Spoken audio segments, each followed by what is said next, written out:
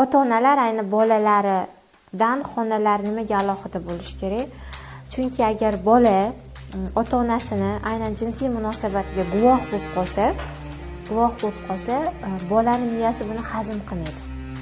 Va doim shuni o'ylab yuradida, ya'ni deylik, u ko'rganda nima his qilishiga ham bog'liq bolani.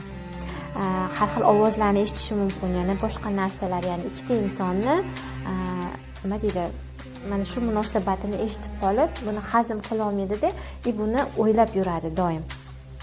Va fantaziya qilishni boshlaydi xayolida. Fantaziya qilib boshlaganda, katta bo'lganda asta-sekinlik bilan turmush quradi, boshqa bo'ladi. Va nima uchundir aynan boyaga bergan savolingiz, xiyonat qilsa ham indamasdan yashaydigan ayollar bor dedingiz.